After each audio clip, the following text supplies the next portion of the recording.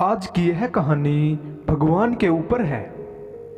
आज हम गौतम बुद्ध के अनुसार इस कहानी में जानेंगे कि भगवान सच में होते हैं या नहीं।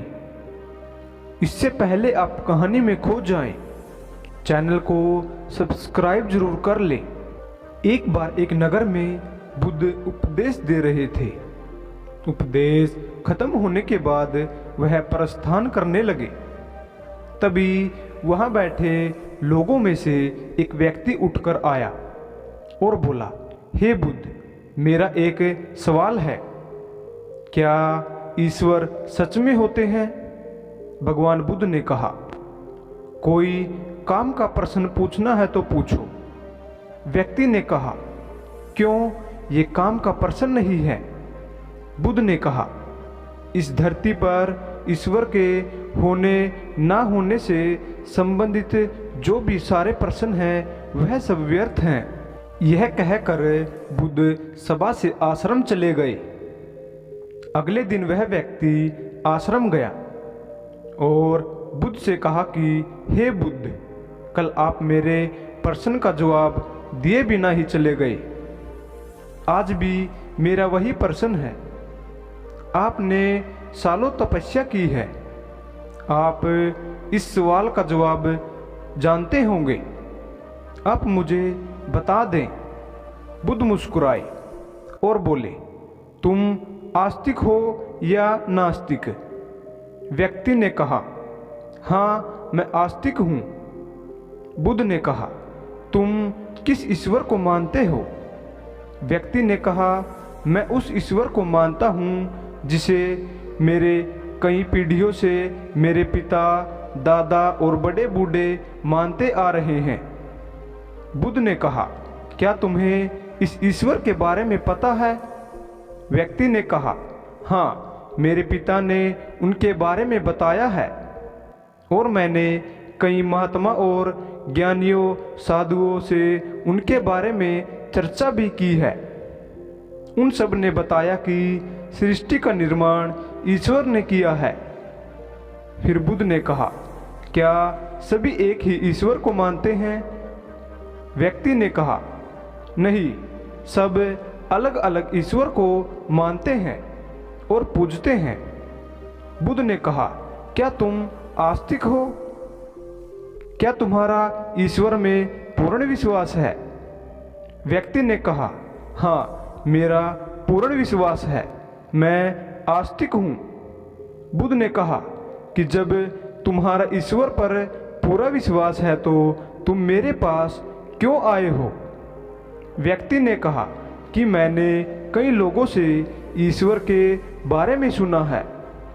काफी महान अज्ञानी सब ने उनके बारे में बताया है, लेकिन जब मैंने आपसे पूछा तो आपने ईश्वर के प्रश्न को व्यर्थ बताया।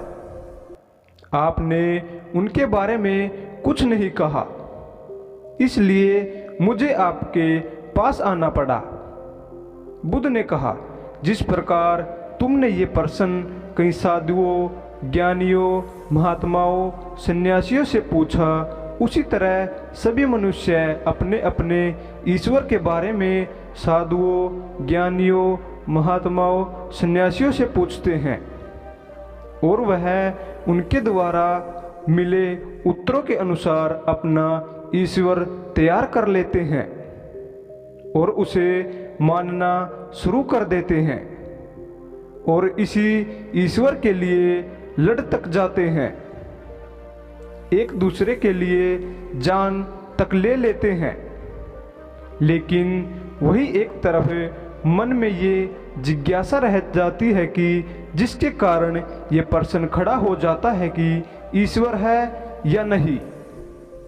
पूरा जीवन यही सोचने में लगा देते हैं और दूसरी तरफ हम खुद को आस्तिक भी कहते हैं ताकि हमारा ईश्वर हमसे दूर न हो। वही तुम अपना प्रश्न लेकर हमारे पास आए हो कि ईश्वर है या नहीं। ये प्रश्न इसी कारण उत्पन्न हुआ है क्योंकि तुम्हारे मन में सिर्फ एक संदेह है जिसे तुम दूर कर लेना चाहते हो, लेकिन तुम कितने भी साधु, ज्ञानियों, सन्यासियों से इसके बारे में पूछो या मेरे से पूछो, सबके दिए उत्तर व्यर्थ हैं जब तक तुम स्वयं ये ना जान लो कि ईश्वर है या नहीं।